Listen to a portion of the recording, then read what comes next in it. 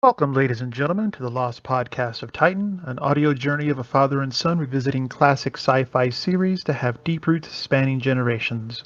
We do not claim to offer hitherto unexplored points of view, but rather seek to recreate the enjoyment we had watching this media together in our living room. So I invite you to pull up the episode or movie in question on your favorite streaming or physical media device and join us for live commentary throughout and post-viewing thoughts and tangents. Thank you and enjoy the show. And welcome back, ladies and gentlemen. I have awesome, fantastic, wondrous news. We may have settled on a name of the podcast. Brace yourselves. The Lost Podcast from Titan. Yes, you are listening to the Lost Podcast from Titan. Until the very least, we find out that it is some niche podcast with hundreds of thousands of listeners, and they're going to sue us into oblivion. It's going to be awesome. And okay, but we are still on our Odyssey through Star Trek. We are now officially into the series. No more pilots. No more pilots. Everything is supposed to be nailed down and perfect. And we're starting with the first official episode of the regular series. I mean, wasn't that hard on the pilots. I thought they're doing something new. They're working out the kinks. The writing is still kind of iffy, but I mean, we still have a few seasons left to go, and I still have very fond memories of Star Trek. So yes, so do I. Yeah, oh yeah, I would hope so. So again, we are on. Let's see, The Man Trap, Star Trek: The Original Series episode, The Man Trap. So if y'all could just pause a moment, go to whatever streaming service you would like. We will start on my countdown. And also, we are going to try and expand the tail end of the episode with a bit more discussion about our thoughts to add onto the commentary we have throughout the episode. So be sure to stay tuned in for that. And you can listen to us and catch up on your email while doing so. Yeah. Exactly. Or, just pretend you're in the room with us. In the dark. In the dark. Keep your hands to yourself. Johnny, I mean you. Okay, so everyone ready? 3, 2, 1, play. Da-da-da. Now, if I recall, they didn't have any rhyme or reason to those damn star dates. Not until later they would start. Oh, wait. Uhura was on the damn console. Not the console, yeah. She wasn't in her place in the back. Everyone's gone down. Well, no, not everyone's gone down to the planet's surface, but everyone decided to sleep late this morning, and so. Oh, I wonder who's going to die. Hey, wait. He's not wearing a red shirt. They're breaking their own rules right off the bat. Well, they're still having to write the rules, but I know what you're thinking.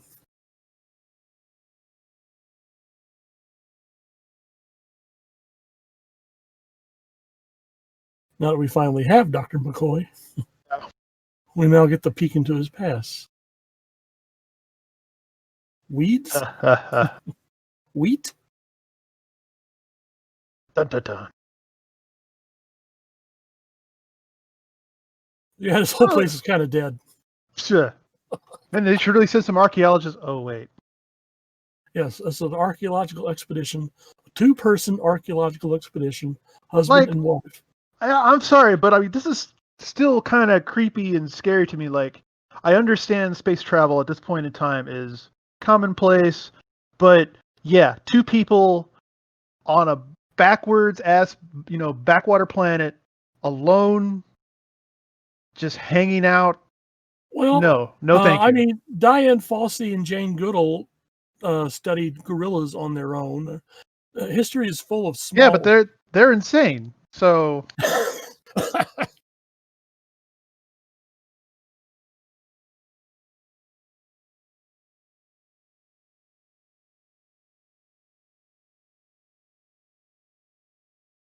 I can remember a girl I last saw 15 years ago.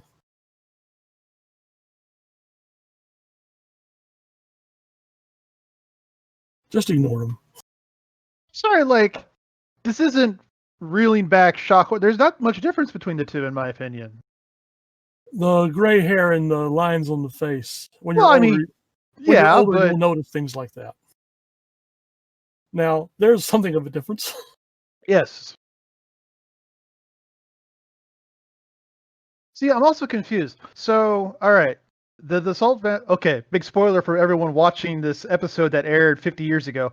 That's actually a salt vampire who's messing with their minds, right?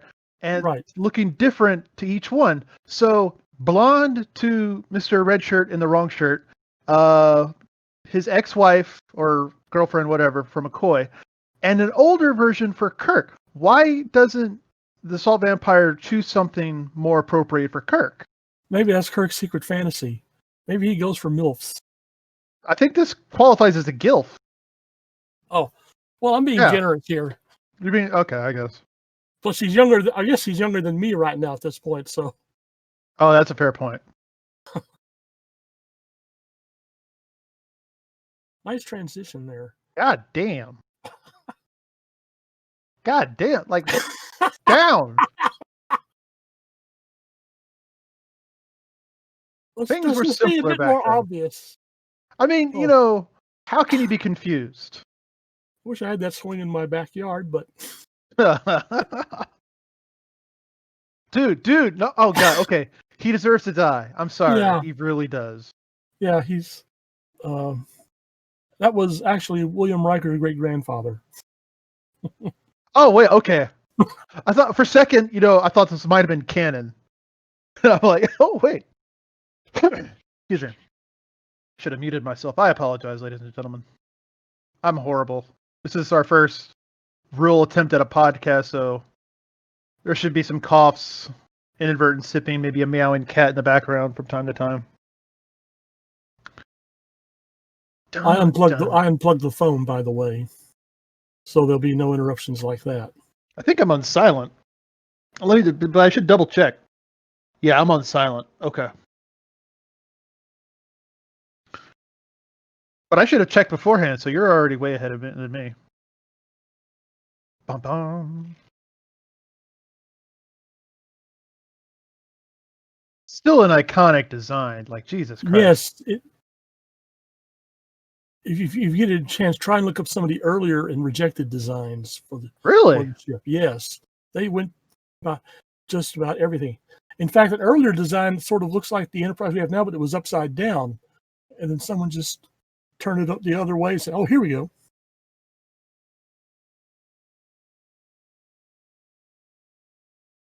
And that's Alfred Ryder as Professor Crater, another great character actor. He's played everything from German U-boat captains to mad scientists and criminals and such in his career. One of those dependable actors you can just plug in. Wait. He needs salt against the heat? Oh, well, okay, because sweat. Okay, yeah. I guess. Yeah, all right. We like you too.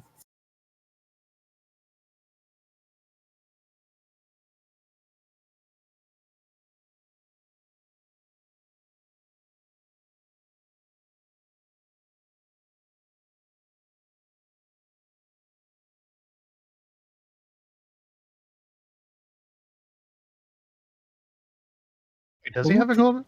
They both have gold braids. Yeah. Yeah, so what's the point of Kirk having? Well, there are different ranks. Kirk's braid, it's 2 solid circles. McCoy's, and I believe Spock's as well, is a solid circle and a dotted circle, indicating a lesser rank. I kind of like the Pip design from Next Generation a bit more, to be honest. Yeah. Oh, wait, he's got 3. Okay, so 3 means captain.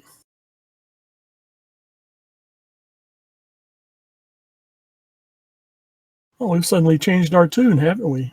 Yeah.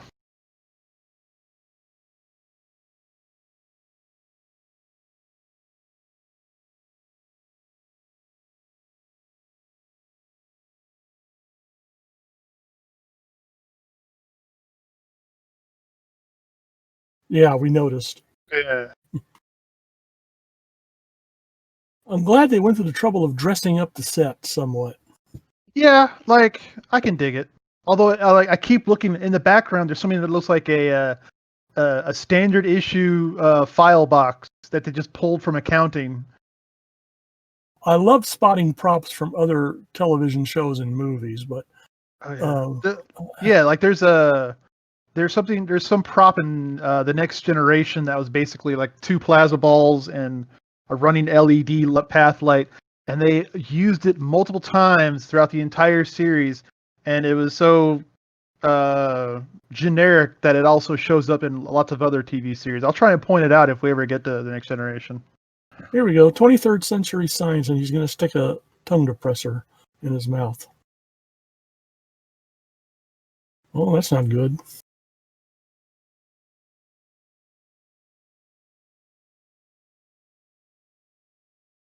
Jesus Christ, woman.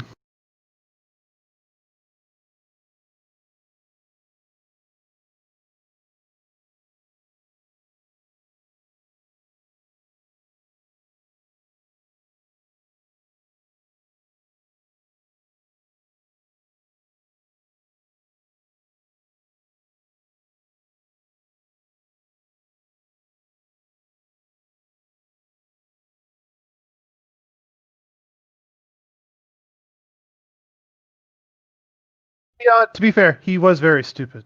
Yes. Well, it'd be even more fair as we'll find out it wasn't entirely his fault. Yeah, that's fair enough, yeah.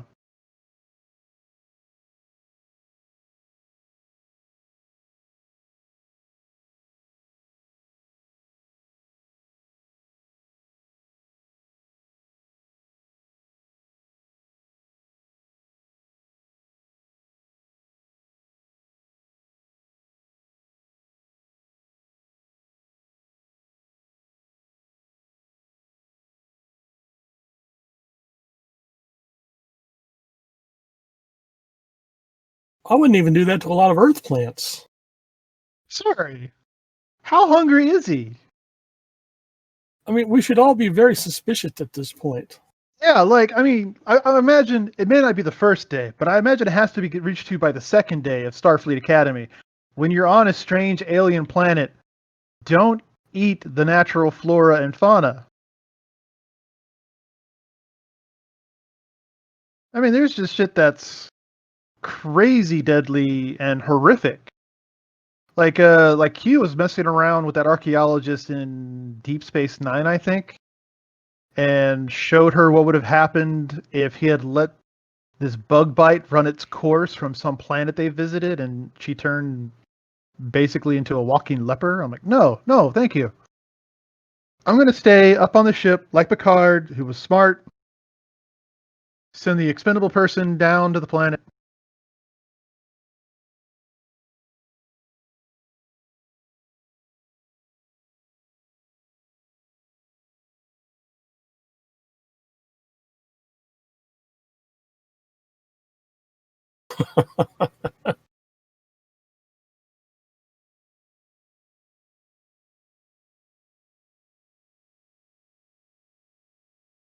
That is one pretty loose, disciplined bridge there.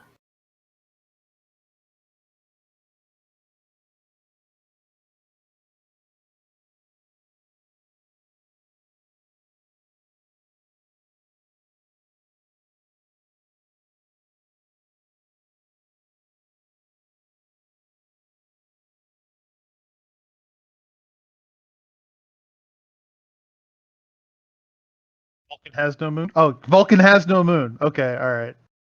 Which raises the interesting question, what was that high in the sky during the Vulcan scene in the Star Trek The Motion Picture? Damn, you're right. Okay, maybe... No, it specifically said it was Vulcan, wasn't it? Didn't it? Yes. Or maybe Vulcan is a planet that orbits a large gas giant in the 40 Eridani system. Oh, I don't think I would like that. Mm-mm.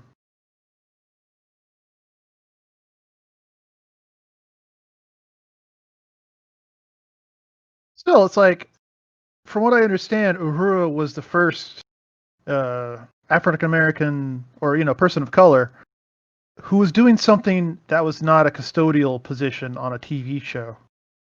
So actually rather surprising how much of a risk it would make. She was really carrying a lot of weight on those shoulders. Yeah, and I never realized that when I was first watching the series. I actually had to watch subsequent documentaries and interviews, like especially with Whoopi Goldberg, about like the importance of her. That it never really occurred to me. She was just a member of the crew. But like as a, I tried to look up other series at the time. Oh Lord, I think it was like one called Beulah. I'm like, oh my god, Yes. this was on TV. Oh my god. And there was also a television adaptation of the old Amos and Andy TV series back in the 1950s. Didn't see that one.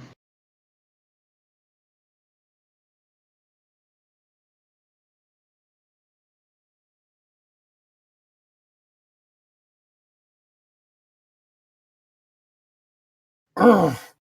12, 10, 15. What the fuck?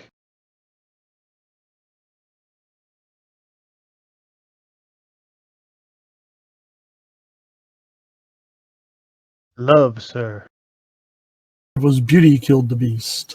Dun dun. Yeah, fair enough.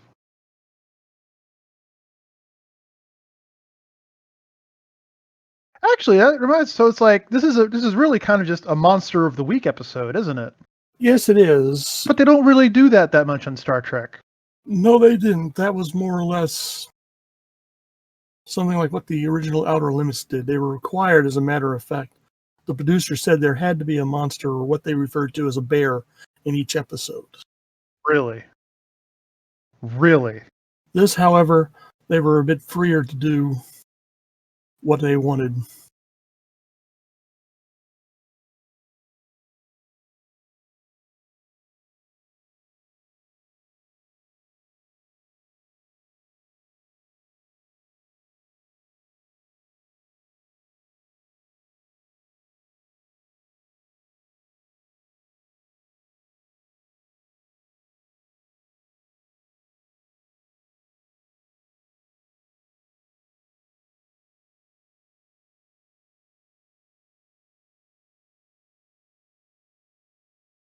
You gotta wonder. Okay, so let's take into consideration we have archaeologists and the like scattered throughout the galaxy, right?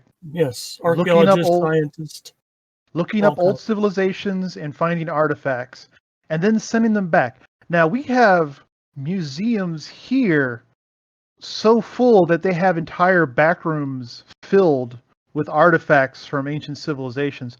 Imagine what kind of storage or what kind of museums they have, of alien artifacts in archaeology. Well, I imagine these artifacts are spread out throughout museums in various parts of the Federation. Yeah, but they're like, so what if you want to have one looked at, like one museum wants to have a closer look, so they have to put in a request, and then it has to be picked up by a starship, and it has to be like, is there a Starfleet FedEx? I imagine some sort of shipping service. They have Starfleet does have cargo vessels in its inventory.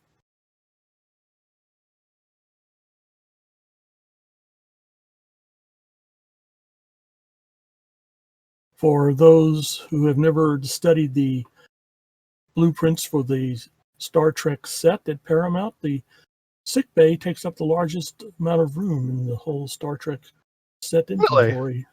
Yes, and when you include the examination room, the laboratory, and the office, it's even a bit bigger than the engineering set. It's not the. Well, I guess that would work.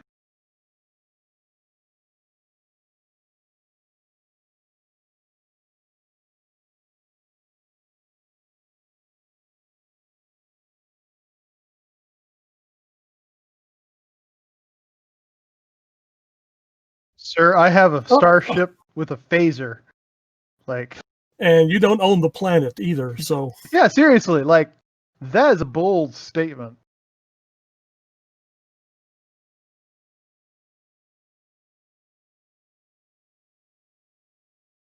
Yeah, like, I'm sorry, but I mean, on Earth, on the other side of the planet, we have tigers. There are no tigers where I live.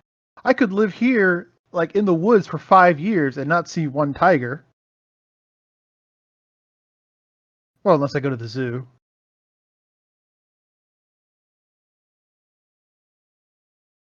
Got a long sleeve coat on the wall behind him. Well, I mean, it's a hot air planet, so that means that at night it gets very cold. Oh.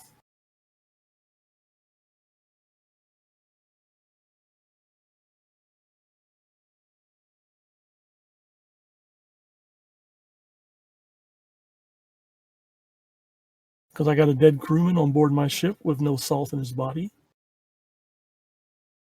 And weren't we just talking about sticking things in our mouths? I was about to say that. And suddenly clutches at his throat, falls over dead. Oh, excuse me, that's our cyanide shipment. No, this is our Bolgia, our desiccated Bolgia.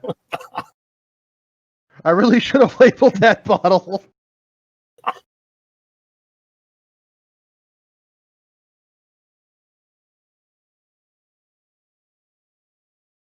And that's another thing. What are they? 5 years? Haven't they discovered all they could discover on their own? Like what exactly are they studying? 'Cause, I mean, obviously they're living in the ruins of an ancient civilization. So something happened. Was it a plague? Natural disaster?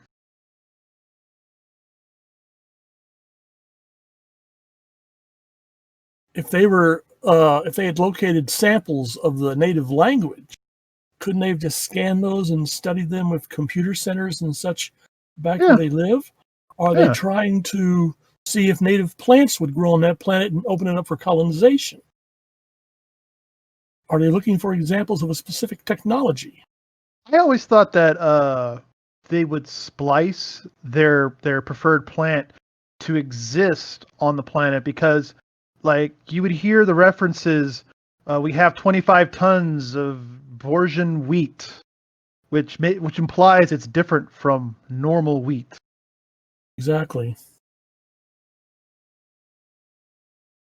But then again, okay, the Leakeys spent decades at Olduvai Gorge studying ancient human remains. So I guess there could be a case made.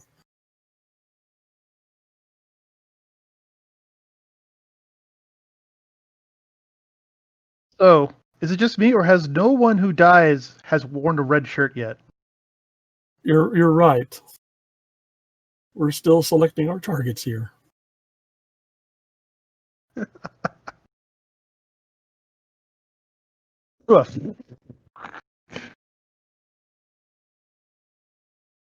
Wait, sturgeon? That's sturgeon. He's named after a fish? Well, there was Theodore Sturgeon, the writer.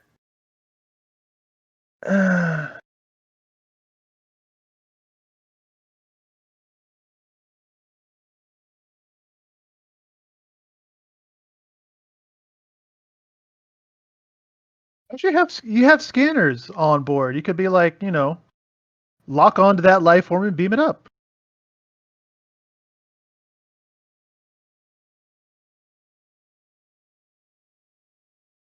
Also, I am of the camp that thanks to Star Trek that we actually have cell phones. Yes. And we're now starting to get replicators. Are we? The 3D printers. Oh, those don't count. They're going to be pretty soon, I'm guessing. When they can make me a good steak, then there'll be a replicator. Actually, they're experimenting with that. They've got a 3D replicator up on the space station, and they're going to be trying to send proteins and such for the space station to create food up there.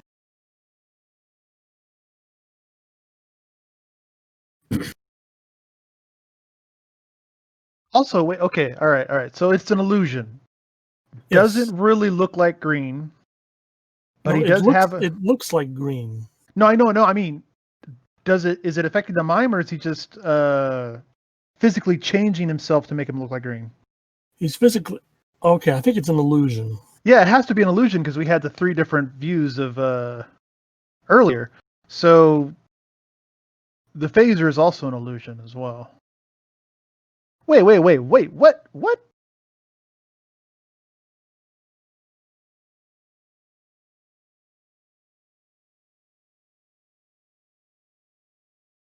I'm crewman green. You see crewman green, remember. So it's like, is that her dinner? She's taking it to Sulu. So So one of her jobs as a yeoman is apparently taking food to other people on the ship. Really? I guess. They were doing so well with Uhura a minute ago. Despite the whole call me pretty, tell me about a romantic evening on Vulcan, etc., etc. Now we have a waitress.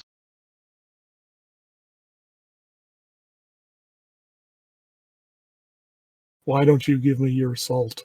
Whoa.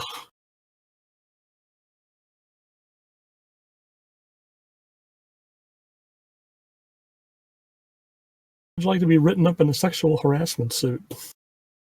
Can he lick his lips a little less? Like, I mean, I'm sorry, it's getting a little creepy. Well, the music doesn't help either. I'm still bugged that she took a bite out of the celery that is now clearly not hers.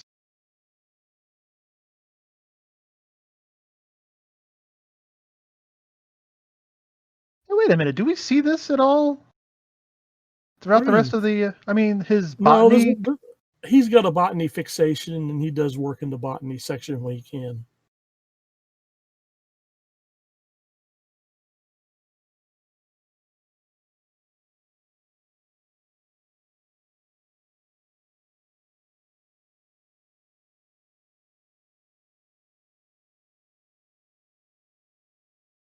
Why not? How would that make that difference from anything else on the ship? Thank you.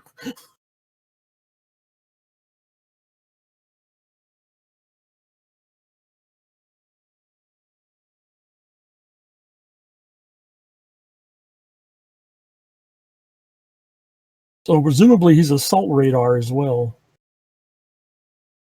Okay, all right. So the salt vampire has been living with the Doctor for 5 years now. Yes. Why hasn't the Doctor been like, hey, how about for my next shipment, can I get a replicator? Because, I mean, salt is just sodium and chloride. You would imagine that would be somewhat easy to obtain.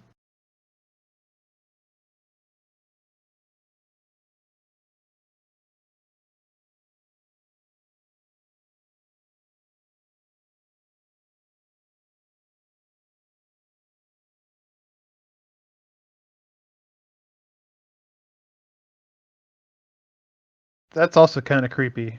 Yes, it is.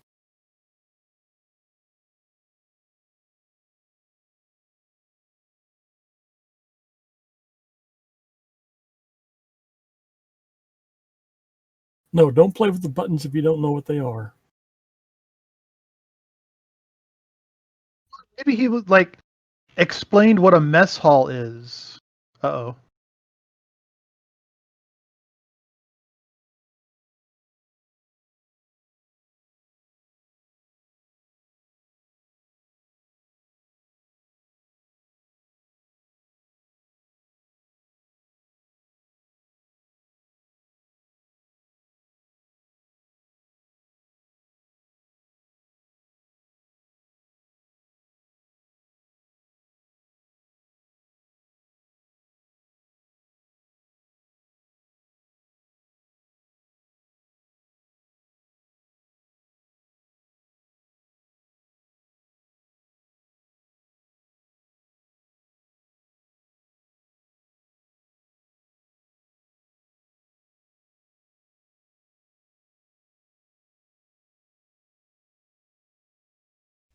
Nichelle Nichols decided that since she had a Swahili background, that she should occasionally know a few lines or words of Swahili for realism, which I thought was a nice touch. Yeah, so it's like, why not? Okay, so the subtitle said foreign language. Couldn't it just said Swahili? Well, interesting, they had her speaking Swahili, but they indicated him as speaking foreign language. Yeah. She just came from the bridge. Oops, there goes my salt. Seriously, all he has to do is just go to the mess hall, order some something salty or just salt.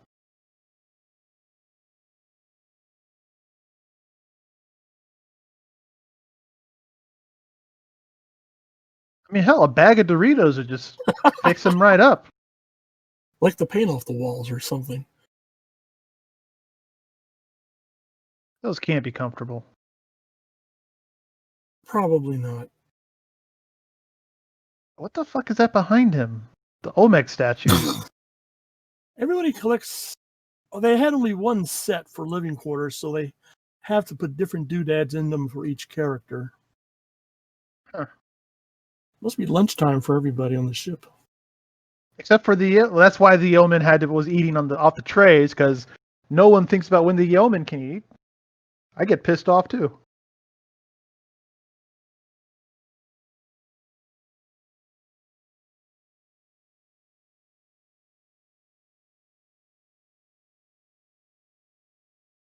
That's weird. I don't recall that suit. You won't see it after the first season. You'll get a lot of stuff like that, which I thought was a pity because details like that really make things like this stand out. So what is it that they're eating? Good question. Gummy bears? No. Well, actually, maybe. They made sugar candy back then. Okay, chopped vegetables. They usually just took bits of cheese or something and used food dye on them to change the colors. Sounds delicious. Just, acting, throwing out some technobabble. And I'm fairly certain that's just the same hallway. Yes, it is.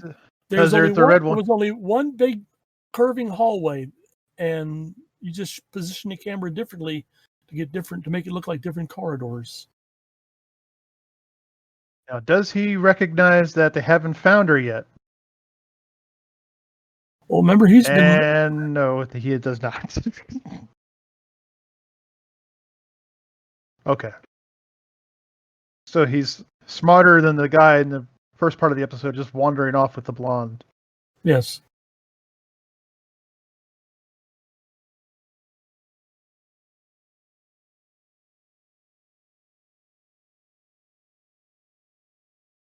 Now, see, here's where alarm bells would be ringing in my head. Exactly. Like, I'm sorry, aren't you married? Yes. You followed him to a deserted, worthless planet for 5 years? Exactly. And I'm still confused why the monster is going through the charade. Like, the monster is pretending to be someone they care about so they can get close. Couldn't they just as well say, I need some salt? Please, Please. Big salt water. Oh. Just reveal them in the original shape. Salt. Oops. Yeah, pretty much. Like, is salt worth killing over? Well, someone once said that our society is only 2 missed meals away from revolution. 3, actually. 3. Oh, okay. You're counting. Sometimes I do, yes. Yeah. We need to back away from the evening news. The best diet I was ever on was the poverty diet. It was awesome, let me tell you. I lost weight, but I was miserable as hell. Best diet I was ever on was when I spent that week in the hospital. And I would not recommend it, though.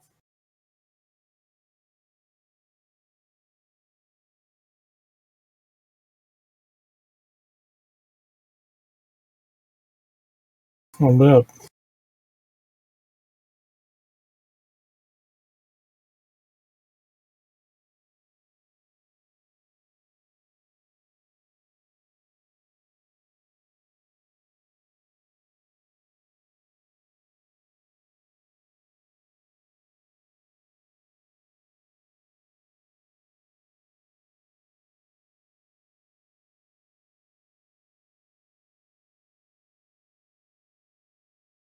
Damn, like, it's just salt.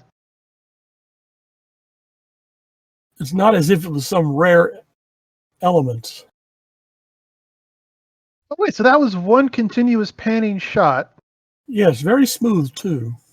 Yeah, so the camera must have, like, panned away, and he quickly rolls off the bed, scoots under the camera, or behind it, and quickly takes his place next to the door. That is possible, but I'd like to do that scene one frame at a time to see if I could catch a break. You sure?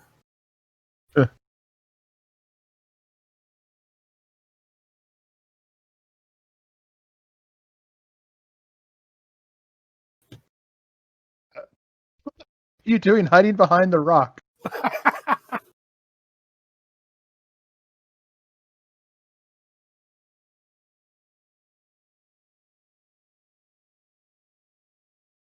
My dude, no.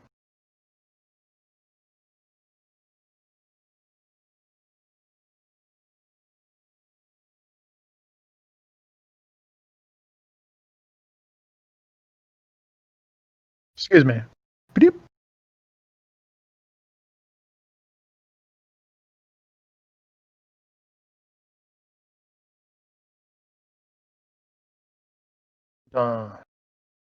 And now the plot thickens, because now we know that Green is dead.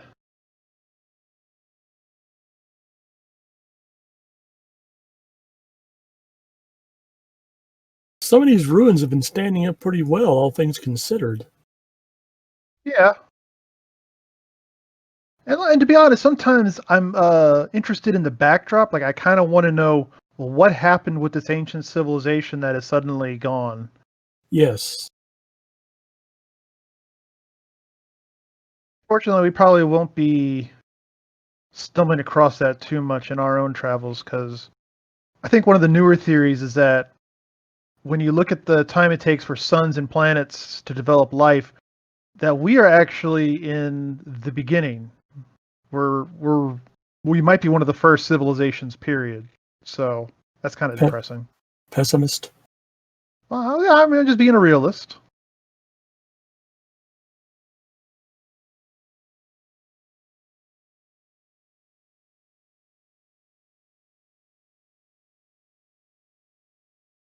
Well, one was hoping you were going to try and tape him alive.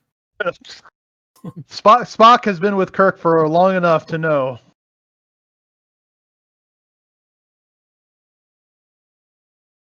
Apparently.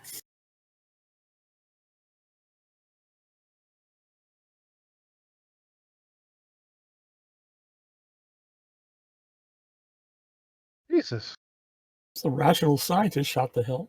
I know. Like, what kind of reports was he sending? Leave us alone! Send salt! Actually, wait a minute. Hold on. This is actually confusing. So, Kirk himself said that once a year they have to get checked out by, a starship surgeon.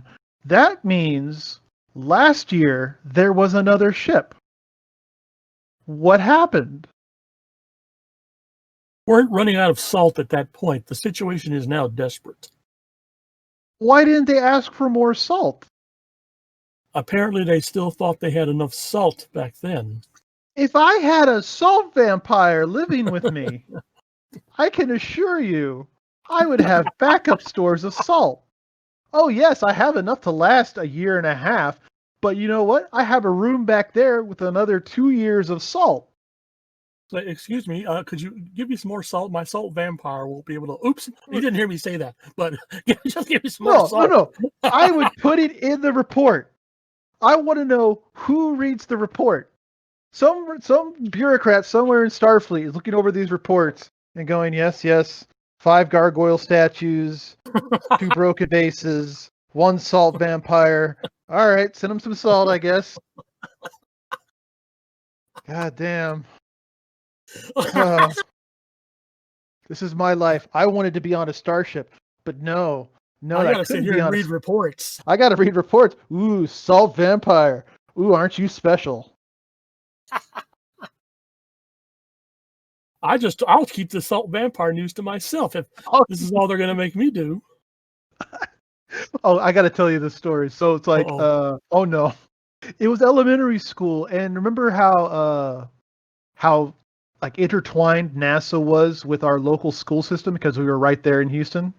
Oh yes. They would send people over to us all the time. So one day, they sent in a few people, and they were like, "Hello, class. We're going to have this exercise where we're going to pretend to be a mission of NASA. So here, you two, wait, no, you 3 or 4, you're going to be on the space shuttle, and the rest of the class is going to be mission control, and you're going to be the head of mission control, and you are going to do this, and you're going to do that, yada yada yada." Finally, they got to me because my last name, is one of the last of the alphabet, and a buddy of mine, and they're like, and you two are going to be communications, keeping everything intact and communicating between mission control and the shuttle. I think I know what's coming, but go ahead. So it's like, we were bored as hell because there was nothing for us to do. We were very clearly like, oh no, this is a exercise for 28 students and there are 30 students in the class. Let's just make something up on the spot. And after about an hour and a half of this nonsense, we're like, we just cut communication. That's it. We do this and do that. Nope, sorry. I wish you could talk to the people on the space shuttle, but I don't know what happened, sir. My whole console's blank.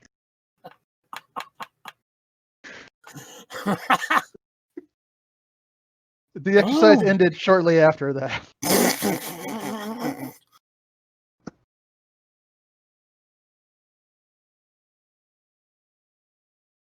But it got made up for it because, like, a few years later, I was actually able to go into NASA and mess around with their virtual reality back in the mid-90s, which was just fantastic.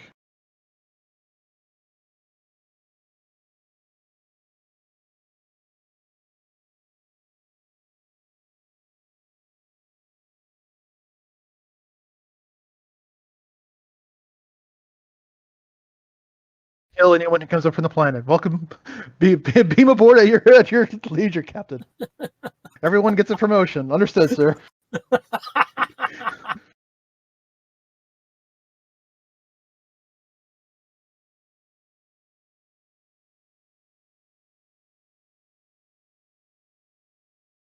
Wait a minute. We have buffalo still, right?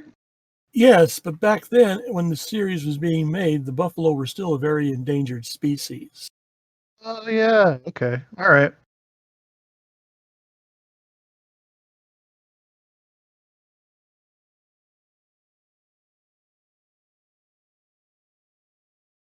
Now, okay. All right. So what if they never find the salt vampire because of the fact they can, like, mimic people, and it just takes over some crew member, like lower level crew member's life, not really needing much education, like you have to go replace these pipes or whatever. So throughout the entire series, every now and again, someone will just be like, "Oh, salt vampire got him. Oops." Well, let's move on. I mean, clearly we can't solve this issue. Well, it would make for an interesting subplot for a series. Yeah. But eventually it would have to, I mean, they couldn't go back to Starbase or any place like that without putting everyone at risk.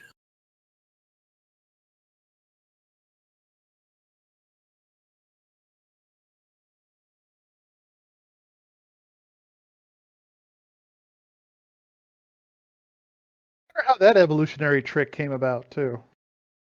Because, I mean, it's a bit overkill in terms of getting close to your prey.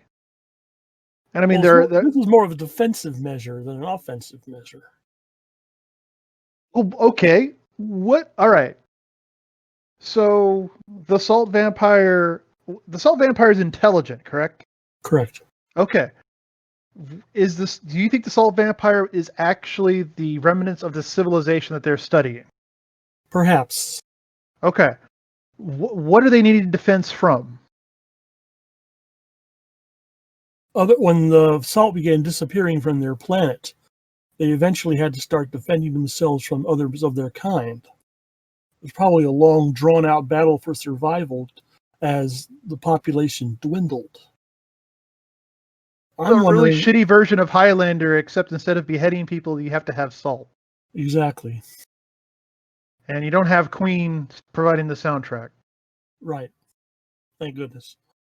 What? Well, heresy, sir. Heresy. Take that back.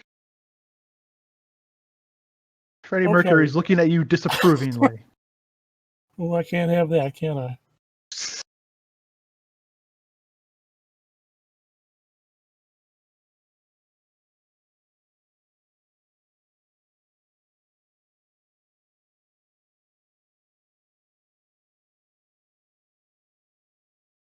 So he actually was doing it with a salt vampire. Yeah. That's one way to give it. That's one way to give it salt. I mean, Ew.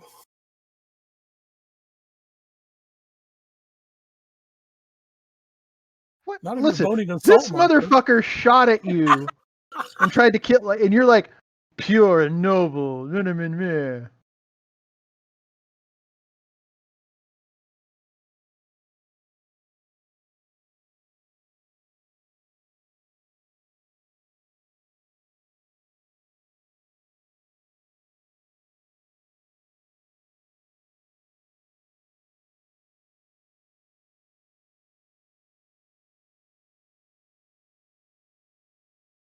Been interesting if they had the big reveal here.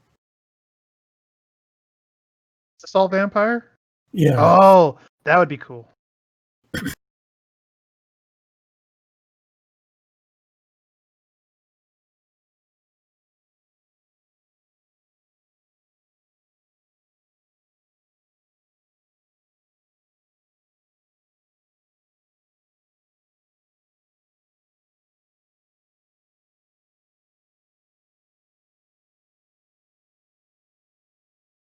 Has McCoy ever used a phaser in the original series? Searching my memory now, nothing occurs to me, but don't quote me at the moment. Because I've noticed that Spock and Kirk had phasers, but he did not, which would be kind of a fun nod to the Hippocratic Oath, and now Kirk no longer has his phaser. What the fuck? No, there it is. Wait. Oh, it was on his hip. Okay, all right, never mind.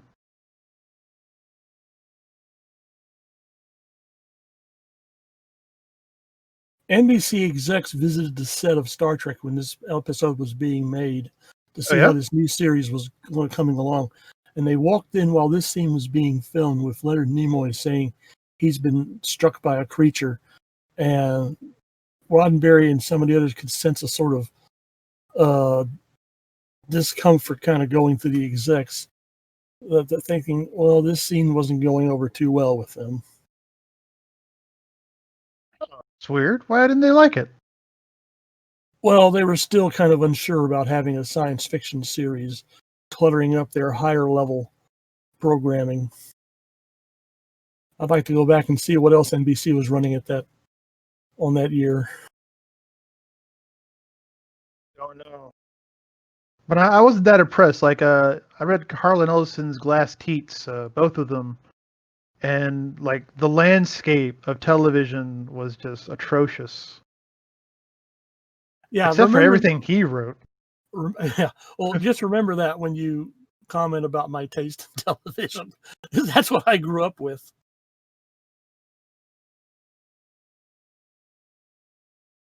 Yes.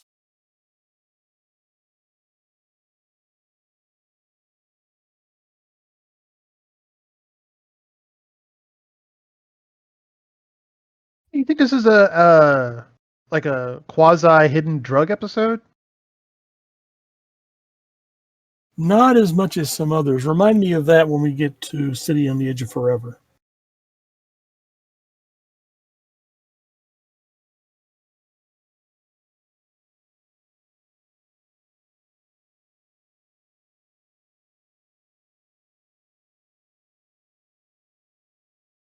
Uh-oh. No, no, no. Yes, yes, yes. Oh, that's kind of like a Vulcan mind meld thing.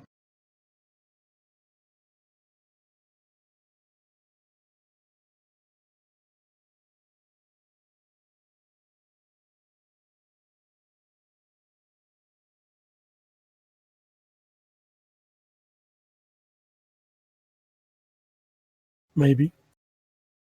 She's into that. Yeah. And maybe he was into that. Does this mean they're engaged now?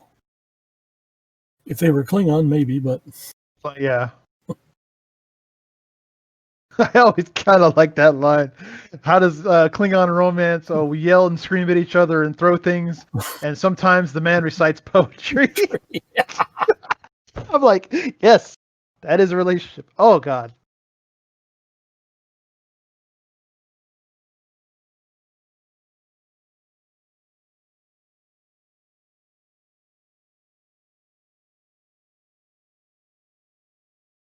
Oh, okay, so he does use it. All right. Is that just like netting the creature's wearing? As though it's like a ripoff of the Black Lagoon sort of thing? Give me a moment. Give me a moment. Give me a moment.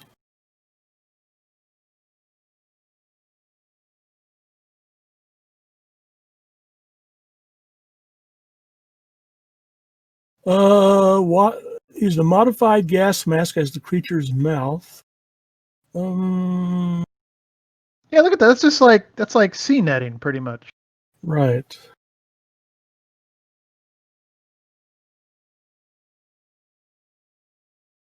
Oh yeah, I can see how that's a gas mask. Designed by Hua Cheng, who designed a lot of the creatures for The Outer Limits.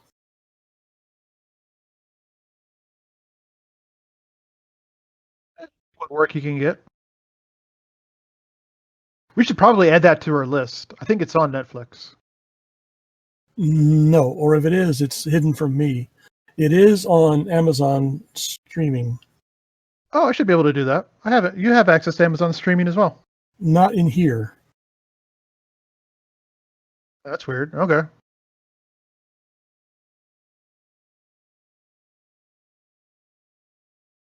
Are we getting some wings? I'm down for some wings. Okay.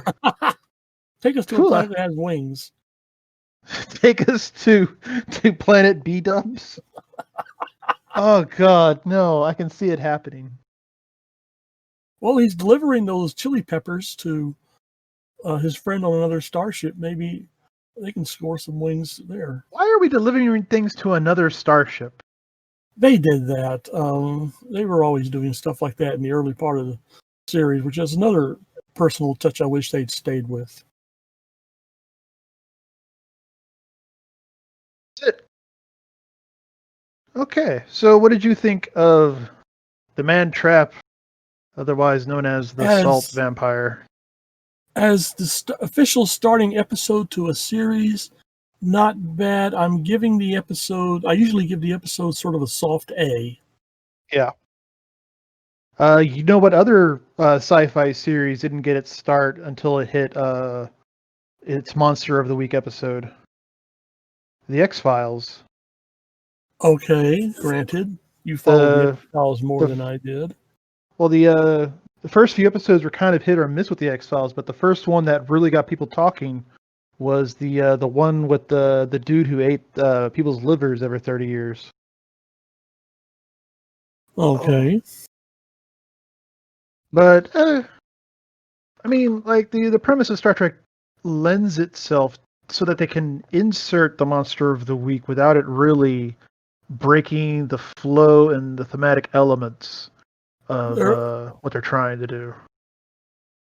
Well, I noticed now thinking back, on most of the planets that they visited, there was at least one hostile animal species or plant that they would run afoul of. Very seldom would they run across a planet where nothing tried to bite them or kill them or something. Well, it was okay. Like they did some twists very well. Like I know the episode enough that I wasn't surprised. Like there wasn't the hanging on the edge of my seat. What's going on? Oh, that poor dude. He just totally nibbled on some poisonous plants. Like it's the salt vampire episode. Everyone knows the salt vampire episode. Let me ask you this: was the ending telegraphed too early for you, or was there enough lead in to keep the suspense going? Suspense of like what? I mean, I knew they would make it. I mean, no. Did you know how's? Well, I guess I just answered my own question. I mean, how long did it take you to realize that there was something creepy about the duplicate crew people showing up everywhere I mean, they pretty much from the get-go, you see the creature changing shape. Yeah, like once we establish that the creature can change its shape, then all bets are off. And I knew that anyone, quote unquote, could be. But they always made it pretty clear what the creature's look currently was. Like crewman green, then nameless tech guy, I guess, with Uhura.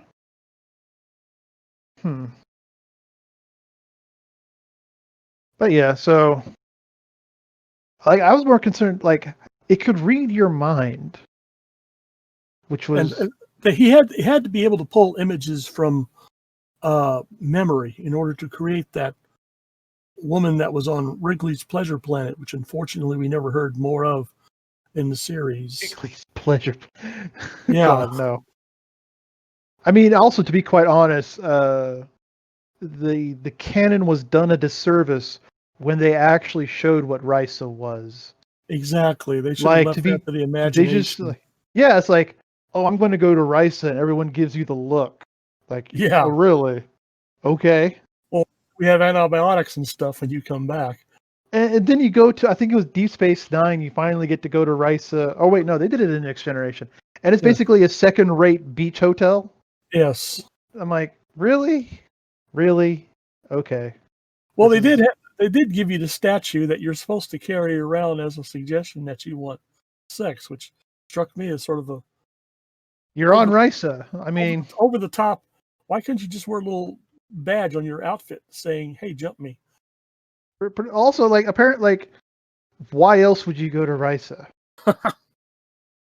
the beach views are nice, but I mean, You could get a beach on a holodeck, exactly, yeah.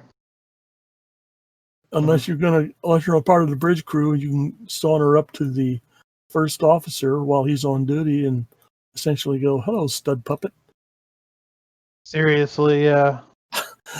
Like, I was all like, oh, cool. Here's Uhura. She's like at the fucking console. Oh, this is awesome.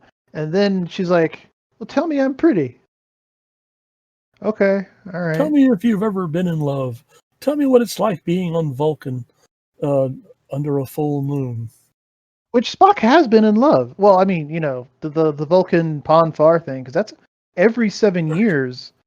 And he would never be so crass as to admit that it was love.